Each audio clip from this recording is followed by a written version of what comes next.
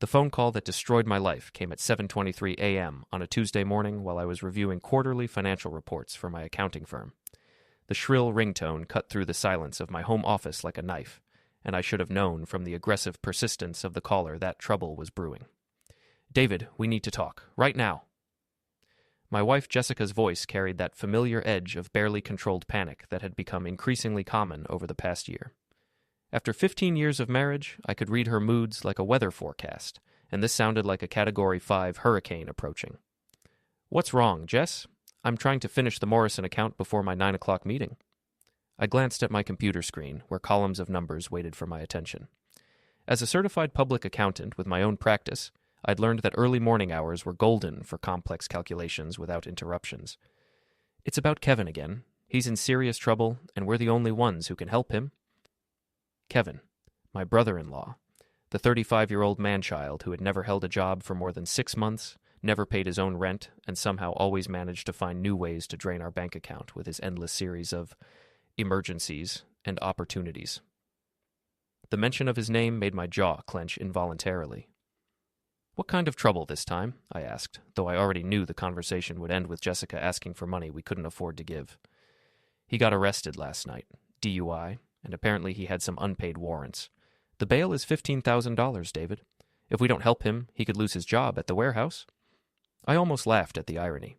Kevin had been working at the warehouse for exactly 3 weeks, which was practically a record for him. His previous employment history read like a comedy of errors: fired from a restaurant for showing up drunk, quit a retail job because the manager didn't understand his creative vision, and walked off a construction site because the work was beneath his potential. "Jessica, we've talked about this. We can't keep enabling Kevin's behavior. He's a grown man who needs to face the consequences of his actions. He's my brother, David. Family helps family." That phrase had become Jessica's go-to argument whenever Kevin needed rescuing, which happened with clockwork regularity every few months.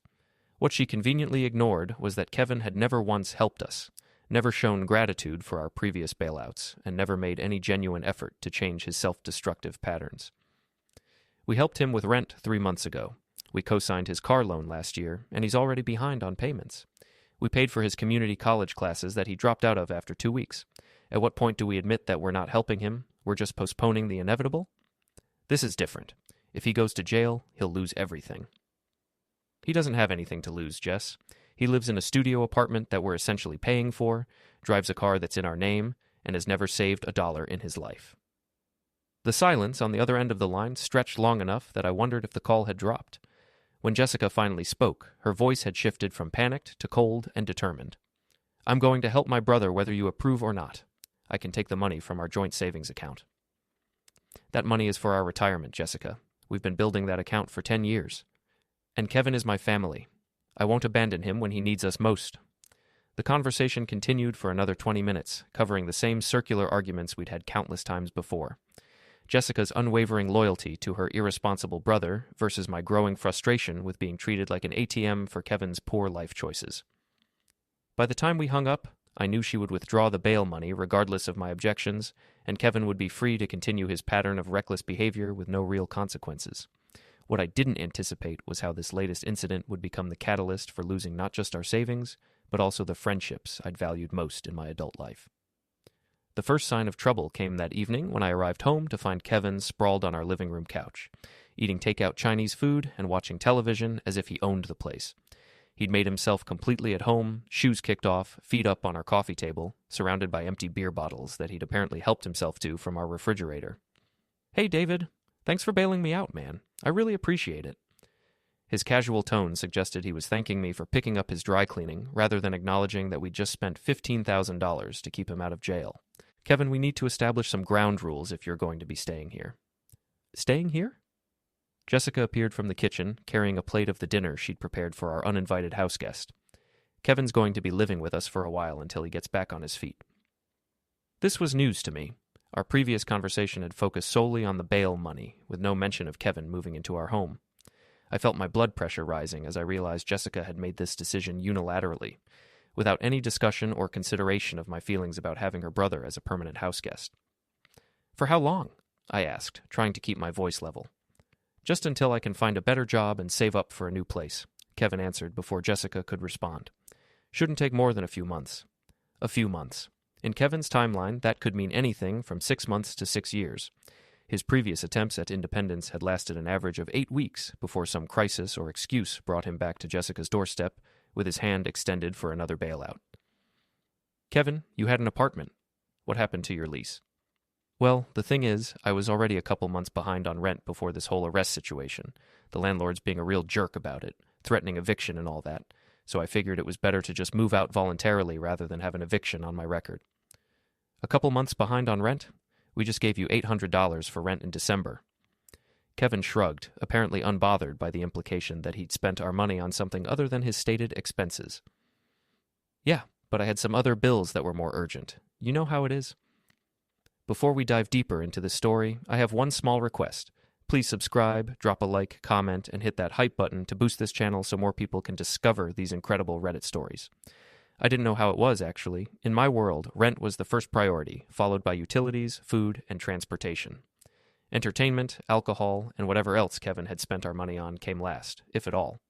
But pointing this out would only trigger another argument with Jessica about my lack of compassion for her brother's struggles. The next few days established a routine that made me feel like a stranger in my own home. Kevin would sleep until noon, spend the afternoon playing video games or watching television, and then disappear for hours in the evening, returning home after midnight with the smell of alcohol and cigarettes clinging to his clothes. He made no effort to look for work, contribute to household expenses, or even clean up after himself. Our conversations during this period were limited to Kevin's complaints about potential employers who didn't appreciate his skills and his theories about why the job market was rigged against people like him. According to Kevin, his employment problems were always someone else's fault. Discriminatory hiring managers, unrealistic job requirements, or workplace environments that didn't suit his personality. Jessica, meanwhile, had transformed into Kevin's personal advocate and enabler. She prepared his meals, did his laundry, and defended his behavior whenever I expressed frustration about our living situation. Any criticism of Kevin was treated as a personal attack on her family, and she responded with increasingly heated arguments about loyalty, compassion, and my supposed selfishness. The breaking point came 3 weeks into Kevin's residency when I discovered he'd been using my home office as his personal entertainment center while I was at work. My computer had been moved, papers were scattered across my desk, and there were food stains on important client documents that I'd left organized and ready for review. Kevin, did you use my office today? Yeah, I needed to update my resume and look for jobs online. Hope you don't mind. I do mind, actually. That's my workspace, and some of those papers you moved around are confidential client information. Relax, man. I didn't read your stuff. I was just making room for my laptop. That's not the point. This is my business, Kevin. I can't have you treating my office like your personal space. David, he's trying to find work, Jessica interjected, appearing with her usual perfect timing to defend her brother. Where else is he supposed to use a computer? The public library, coffee shops, anywhere but my private office with sensitive financial documents. You're being unreasonable. Kevin is family, and family shares resources. This conversation, like so many others, ended with Jessica accusing me of being selfish and unsupportive, while Kevin nodded along self-righteously, as if I was the problem for wanting basic respect in my own home. The situation with Kevin began affecting my friendships in ways I hadn't anticipated. My closest friends, Tom Bradley and Mike Patterson, had been part of my life since college. We'd maintained our friendship through marriages, career changes, and various life challenges, meeting regularly for dinner, golf, and family gatherings. They'd always been supportive during difficult times, offering advice and perspective when I needed it most. Initially, both Tom and Mike were sympathetic when I explained the Kevin situation during one of our weekly golf games at Riverside Country Club. Tom, who worked as a high school principal, understood family dynamics and the complications that arose when boundaries weren't respected. Mike, a successful real estate developer, had his own experiences with relatives who treated family relationships like personal ATMs. You're in a tough spot, David, Tom said as we walked toward the 7th tee. Jessica's loyalty to her brother is admirable in some ways, but it sounds like she's enabling his irresponsible behavior. The guy's 35 years old, Mike added, lining up his shot. At some point, you have to let people face the consequences of their choices. Otherwise, they never learn. Their understanding and support felt like a lifeline during those first few weeks. It was reassuring to know that rational people could see the situation clearly and confirm that my frustration was justified. I wasn't being selfish or unreasonable. I was dealing with a genuinely difficult situation that would challenge anyone's patience. However, as Kevin's stay extended from weeks into months, and as my complaints about the situation became a regular topic of conversation, I began to notice subtle changes in my friends' responses. The sympathetic nods became less frequent, and their advice started shifting from support for my position to suggestions that I should find ways to accommodate the situation.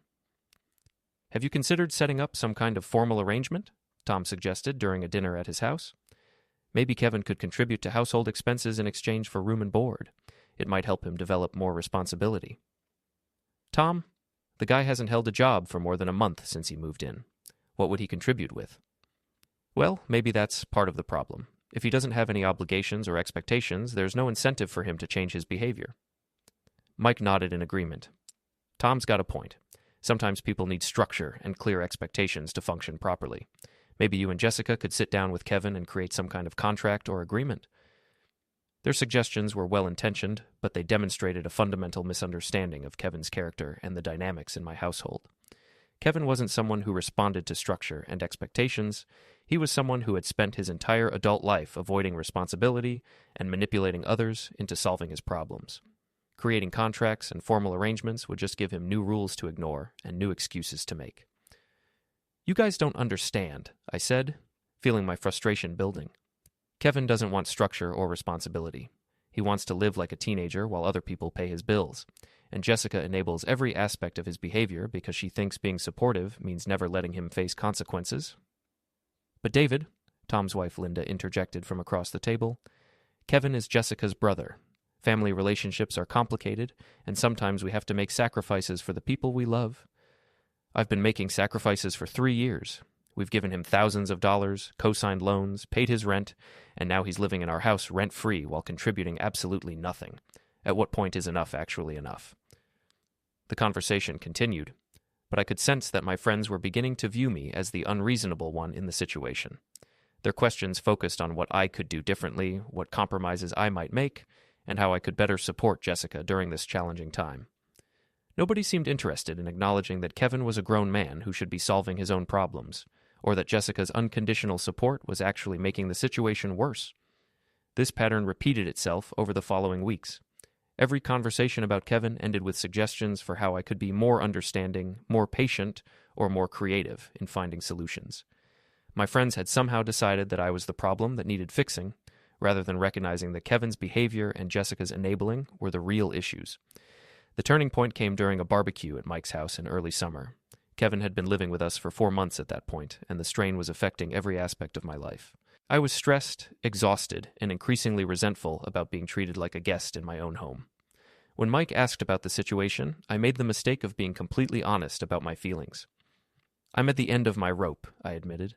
"Kevin has no intention of getting his life together. Jessica refuses to set any boundaries, and I'm stuck paying for everything while being treated like the villain for wanting basic respect in my own house." "Have you considered marriage counseling?" Mike's wife Susan suggested. "It sounds like you and Jessica need help communicating about this issue." "The issue isn't communication. The issue is that Jessica thinks her brother should be able to live consequence-free while I foot the bill for his lifestyle." "David, that seems like a pretty harsh way to characterize your wife's feelings," Tom said, his tone carrying a note of disapproval that I'd never heard before. "Jessica is trying to help her family, and you're making her choose between her husband and her brother. I'm not making her choose anything. I'm asking for reasonable boundaries and basic consideration for our marriage and our financial future." "But those boundaries would essentially mean abandoning Kevin when he needs help most," Linda added. "That's not really fair to Jessica." I stared at my friends, people I'd known for 15 years, and realized they had completely reframed the situation in their minds. Somehow, Kevin had become the victim who deserved unlimited support, Jessica had become the noble sister trying to help her family, and I had become the selfish husband who was unwilling to make sacrifices for family unity. Fair to Jessica? What about what's fair to me? I work 60 hours a week to support our household, and now I'm supporting Kevin too, while being treated like I'm unreasonable for wanting him to contribute something, anything, to his own life. "David, you're getting pretty worked up about this," Mike said, using the tone he probably reserved for dealing with difficult clients. "Maybe you need to step back and think about the bigger picture here." The bigger picture. As if I hadn't been living with the bigger picture for 4 months, watching my savings disappear, my marriage deteriorate, and my home life become unbearable, while everyone around me acted like I was the problem. The bigger picture is that I'm being taken advantage of by Kevin, enabled by Jessica, and apparently judged by my friends for not being happy about it. The barbecue ended awkwardly, with forced smiles and promises to talk soon that felt hollow and insincere. As I drove home, I realized that my friendships were becoming casualties of the Kevin situation, not because my friends didn't care about me, but because they had decided I was handling the situation poorly and needed to change my attitude rather than my circumstances. The complete breakdown of my friendships happened gradually over the next several weeks, through a series of conversations that left me feeling increasingly isolated and misunderstood. What made the situation particularly painful was that Tom and Mike weren't just casual acquaintances. They were the people I'd counted on for support and honest perspective during the most challenging periods of my adult life. Tom had been my best man at my wedding to Jessica. Mike had helped me move into our first house and had been there when my father died 5 years earlier. These were relationships built on mutual respect, shared experiences, and genuine care for each other's well-being. Watching those relationships crumble because of Kevin's presence in my life felt like losing family members. The final confrontation began innocuously enough. Tom called me on a Thursday evening while I was reviewing tax documents in my home office, trying to concentrate despite the sound of Kevin's television blaring from the living room and his loud phone conversations with whatever woman he was currently trying to impress with stories of his imaginary success. "David, Susan, and I were talking, and we think you should know that people are starting to worry about you." "Worry about me? What do you mean?" "Your attitude lately, the way you talk about Kevin and Jessica. It's not like you, and frankly, it's making people uncomfortable." I set down my pen and focused entirely on the conversation. Tom's tone was serious, almost formal, like he was delivering an official message rather than having a casual chat between friends. "Tom, I've been dealing with an incredibly stressful situation for months. Kevin is destroying my marriage, draining our finances, and turning my home into a place I don't want to be. If I seem frustrated, it's because I am frustrated." "But David, the way you describe Kevin, it's like you think he's evil or something. The guy made some mistakes, and his sister is trying to help him get back on his feet. That's what families do." "Mistakes?" "Tom, Kevin has been making the same mistakes for 15 years. This isn't about a rough patch or bad luck. This is about a grown man who refuses to take responsibility for his life, and a wife who enables his behavior at the expense of our marriage. See, that's exactly what I'm talking about. You're so angry and resentful that you can't see the situation clearly anymore. Kevin is struggling, Jessica is trying to be supportive, and you're acting like they're conspiring against you." The conversation continued for 45 minutes, with Tom explaining how my negative attitude was affecting our friend group and making social gatherings uncomfortable for everyone. According to him, people were tired of hearing me complain about Kevin and Jessica, and they were starting to question whether I was the kind of person they wanted to spend time with. "People are saying that maybe you've changed, David, that maybe success has made you less compassionate and more focused on money than relationships." "Success? Tom, I'm an accountant, not a hedge fund manager. And this isn't about money. It's about respect and boundaries and being treated like a partner in my own marriage." "But it is about money, isn't it? You're angry about the bail money, angry about supporting Kevin, angry about him living in your house. It all comes back to financial issues." "The money is a symptom, not the cause. I'm angry about being taken advantage of. I'm angry about having no say in decisions that affect my life. I'm angry about being treated like I'm selfish for wanting basic consideration from my wife and her brother." Tom's response revealed how completely he'd misunderstood the situation and how thoroughly my friends had turned against me. "David, I think you need to seriously consider whether your expectations are realistic. Marriage is about compromise and sacrifice. Sometimes that means supporting your spouse's family even when it's inconvenient or expensive. If you can't handle that, maybe the problem isn't Kevin or Jessica." The implication was clear. Maybe the problem was me. Maybe I was a bad husband, a selfish person, and an unreliable friend who couldn't be counted on when things got difficult. Tom, who had known me for 15 years, who had seen me support Jessica through her mother's illness, who had watched me build a successful business through hard work and integrity, had decided that I was the villain in this story. "Tom, I've supported Jessica's family for years. I've given them money, time, and resources without complaint. But there has to be a limit. There has to be some expectation of responsibility and reciprocity. Kevin gives nothing and takes everything, and Jessica expects me to be grateful for the privilege of supporting him." "You're not hearing yourself, David. You sound bitter and selfish. Kevin is going through a tough time, and instead of being supportive, you're keeping score and making demands." That phrase, "keeping score," became the final straw in our friendship. The idea that expecting basic fairness and respect in my own home was somehow petty or vindictive revealed how completely Tom had bought into the narrative that I was the problem. I'm not keeping score, Tom. I'm trying to maintain some dignity and financial stability, while everyone around me acts like I'm unreasonable for wanting Kevin to contribute something to his own life. Maybe that's the issue. Maybe you care more about your dignity than your wife's happiness. The conversation ended badly, with both of us saying things that couldn't be taken back. Tom accused me of being controlling and materialistic. I accused him of being naive and judgmental. By the time we hung up, it was clear that our friendship was over. The confrontation with Mike happened 3 days later and followed a similar pattern, except that Mike was more direct in his criticism and more brutal in his assessment of my character. David, I'm going to be straight with you, because that's what friends do. You're handling this Kevin situation all wrong, and it's affecting how people see you. How am I handling it wrong, Mike? By wanting my brother-in-law to get a job? By asking my wife to consider our financial future? By expecting some basic respect in my own home? By being inflexible and unsympathetic? By making Jessica choose between her husband and her brother? By turning a family crisis into a power struggle? Mike's words stung because they came from someone I'd respected and trusted for years. His success in real estate had always impressed me, and his advice on business and personal matters had usually been insightful and helpful.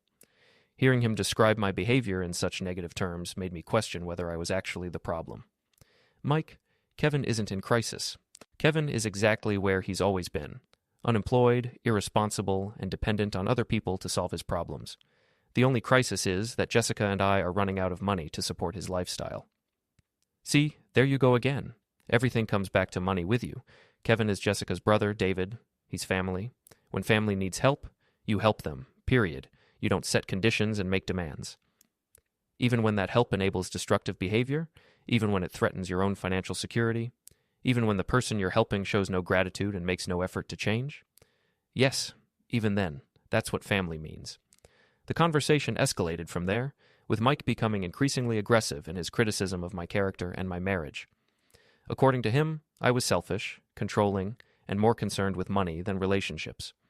I was failing as a husband by not supporting Jessica's decision to help her brother, and I was failing as a friend by constantly complaining about a situation that I had the power to change simply by adjusting my attitude. You know what your problem is, David? You think everything should revolve around what you want. You want Kevin gone, so Jessica should kick out her brother. You want to keep your money, so Kevin should solve his problems without help.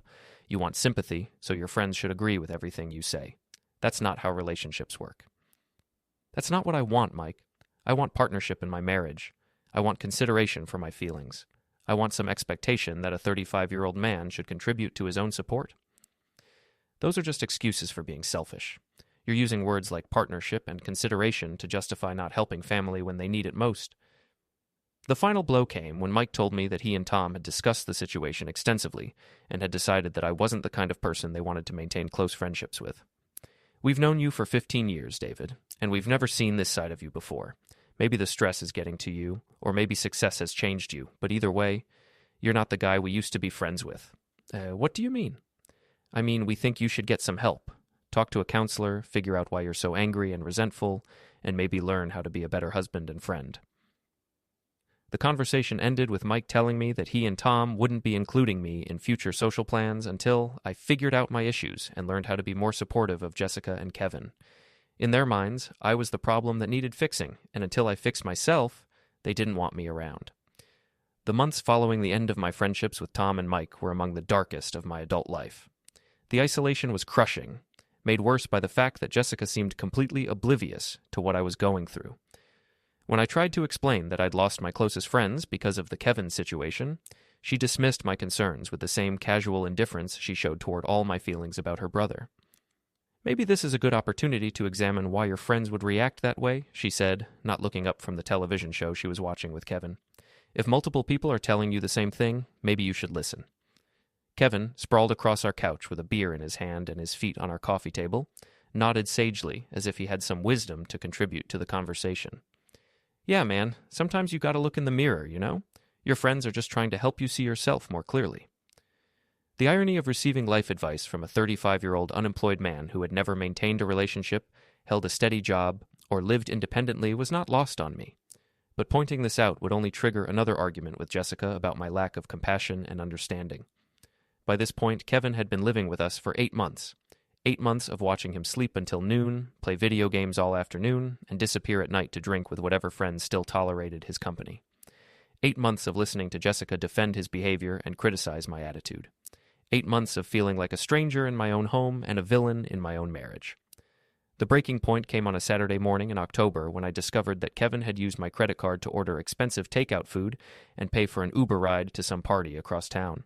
The charges totaled over $200, and when I confronted him about it, his response was a masterpiece of entitled indignation. Jessica said I could use it for emergencies, and I was really hungry. Plus, I didn't have any other way to get to Jake's party. Kevin, being hungry isn't an emergency. There's food in the refrigerator, and Jake's party definitely isn't an emergency. Look, I'll pay you back when I get my next unemployment check, okay? Don't make such a big deal about it. Kevin had been receiving unemployment benefits for the entire time he'd been living with us, money that should have been going toward finding housing and rebuilding his life. Instead, it was being spent on alcohol, entertainment, and whatever other luxuries he felt entitled to enjoy while living rent-free in our home. Where's your unemployment money going, Kevin? You don't pay rent, you don't buy groceries, and you don't contribute to any household expenses. I have other bills, man. You wouldn't understand. Other bills. The mysterious expenses that Kevin could never quite explain, but that somehow consumed every dollar he received from unemployment, temporary jobs, and family bailouts. In 8 months of living with us, Kevin had never once contributed money toward groceries, utilities, household supplies, or any of the costs associated with supporting an additional adult in our home. When I brought this latest incident to Jessica's attention, her response was predictable but still infuriating. David, it was just takeout food. Kevin said he was hungry and there wasn't anything easy to prepare in the kitchen. There was sandwich meat, leftover pasta, frozen dinners, and about $50 worth of groceries that I bought yesterday. Kevin wasn't hungry. He was lazy. You're being ridiculous. It's $200, not $2,000. We can afford it. That's not the point, Jessica. The point is that Kevin used my credit card without permission to buy luxury items while contributing nothing to our household. He's family, David. Family doesn't nickel and dime each other over every little expense. Every little expense. Over the 8 months Kevin had been living with us, those little expenses had added up to thousands of dollars in food, utilities, household supplies, and incidental costs. Kevin ate expensive food, took long showers, left lights and electronics running constantly, and treated our home like a free resort where he could consume whatever he wanted without consideration for the cost. Jessica, we need to talk about setting a timeline for Kevin to find his own place. A timeline? David, Kevin is making progress. He's been applying for jobs and trying to get his life together. Kevin's idea of making progress involved submitting online applications for positions he was completely unqualified for, and then complaining when employers didn't recognize his potential. In 8 months, he'd had exactly 3 job interviews and had found reasons to reject 2 of the positions before they could reject him. What kind of progress? He's been here for 8 months, Jess. 8 months of no rent, no contributions, no real effort to change his situation. He's trying, David. Just because you can't see it doesn't mean it's not happening. That conversation, like so many others, ended with Jessica accusing me of being unsupportive and unreasonable, while Kevin nodded along from the couch, playing the role of the misunderstood victim who was doing his best in difficult circumstances. But something had changed in me during those months of isolation and frustration. The loss of my friendships had forced me to confront some hard truths about my marriage and my life. Jessica's loyalty to Kevin wasn't admirable family devotion. It was enabling behavior that was destroying our relationship and our financial future. Kevin wasn't a struggling family member who needed temporary help. He was a manipulative leech who had found the perfect setup and had no intention of changing. Most importantly, I realized that I had been approaching the situation all wrong. I'd been trying to reason with people who had no interest in being reasonable, trying to find compromises with someone who saw compromise as weakness, and trying to maintain relationships with people who viewed my needs and feelings as irrelevant obstacles to their agenda. It was time for a different approach. The plan that would ultimately restore my life and deliver the perfect revenge took 3 months to develop and execute. Unlike my previous attempts to reason with Jessica and Kevin, or to seek support from friends who had turned against me, this approach was based on cold, calculated strategy rather than emotion or hope for understanding. The first phase involved documenting everything. For 12 weeks, I meticulously recorded every expense related to Kevin's presence in our home, every contribution he failed to make, and every promise he broke about finding work or moving out. I photographed the condition of our house after Kevin's parties, saved screenshots of his social media posts showing him drinking at bars while claiming to be broke, and kept detailed records of his unemployment benefits and how he spent them. More importantly, I began researching the legal and financial implications of our situation. As an accountant, I understood money, but I needed to understand property law, tenant rights, and the legal obligations that Kevin might have, as someone who had been living in our home for nearly a year without paying rent or signing any formal agreement. What I discovered was fascinating and useful. Kevin was not a tenant in the legal sense because he had no lease and paid no rent. He was what the law classified as a guest who had overstayed his welcome. This meant that Jessica and I, as homeowners, had the right to revoke his invitation to stay in our home at any time with reasonable notice. Additionally, Kevin's use of my credit card without permission constituted fraud, regardless of whether Jessica had given him permission to use it. The unemployment benefits he was receiving while making no genuine effort to find work could be considered fraud as well, if reported to the appropriate state agencies with proper documentation. But the most important discovery was related to our joint finances and property. Because Jessica had been using our joint savings account to support Kevin without my consent, and because Kevin had been consuming community property, our food, utilities, and household resources, without contributing to their cost, I had legal grounds to seek financial compensation and to make unilateral decisions about our shared assets.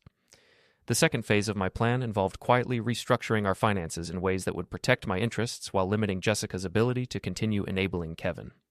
I opened a new bank account and began directing my business income there rather than into our joint account. I changed the credit cards that Kevin had been using, ostensibly for security reasons. I also began working with a family law attorney to understand my options if the situation didn't improve. None of these actions were illegal or unethical. I was simply protecting my financial interests and preparing for various contingencies. Jessica noticed some of the changes, but didn't seem to grasp their significance, probably because she was so focused on managing Kevin's latest crisis or defending his latest excuse for unemployment. The third phase was the most satisfying, letting Kevin destroy himself through his own behavior while I documented everything for future use. Kevin's sense of entitlement had grown steadily during his months in our home. What had started as temporary gratitude for our help had evolved into an assumption that he deserved our support and an expectation that we would continue providing it indefinitely. He had become increasingly demanding, increasingly careless about his impact on our household, and increasingly open about his lack of intention to change his situation. The opportunity I'd been waiting for came in January, almost exactly 1 year after Kevin had first moved in with us. He had been drinking more heavily than usual, staying out later, and bringing strangers to our house for impromptu parties that lasted until dawn. Jessica continued defending his behavior, but even she was beginning to show signs of strain from the constant chaos and drama. The final incident began on a Friday night when Kevin brought 6 people to our house for what he called a small get-together, but which quickly became a full-scale party with loud music, heavy drinking, and complete disregard for our property and neighbors. I was out of town on business, but our neighbors called to complain about the noise, and someone apparently broke one of our front windows. When I returned on Sunday morning, our house looked like a disaster zone. There was broken glass, spilled alcohol, food ground into the carpet, and damage to furniture that would cost hundreds of dollars to repair. Kevin was nowhere to be found, and Jessica was in the kitchen trying to clean up the mess while making excuses for her brother's behavior. "David, I know this looks bad, but Kevin didn't know the party would get out of hand. He feels terrible about what happened." "Where is he?" "He's staying at a friend's house for a few days while things cool down. He's embarrassed about the party and wants to give you some space." Kevin wasn't embarrassed. He was avoiding responsibility, as usual. But his absence gave me the perfect opportunity to implement the final phase of my plan. "Jessica, this has to stop. Kevin has been living here for a year, contributing nothing, and now he's destroyed our house with his party. I want him out." "David, he made a mistake. People make mistakes." "This wasn't a mistake. This was Kevin doing exactly what he always does, taking advantage of our generosity and leaving other people to deal with the consequences." The argument that followed was different from our previous fights because I was no longer trying to convince Jessica to see reason. I was simply stating my position and preparing to act on it regardless of her response. "Kevin is not welcome in this house anymore. When he comes back, I want you to tell him he has 30 days to find somewhere else to live. I'm not going to abandon my brother, David. If you can't accept Kevin as part of our family, then maybe we need to reconsider our marriage." Jessica had finally said what I'd been expecting her to say for months. She was choosing Kevin over our marriage, just as she'd been doing in practice for the past year.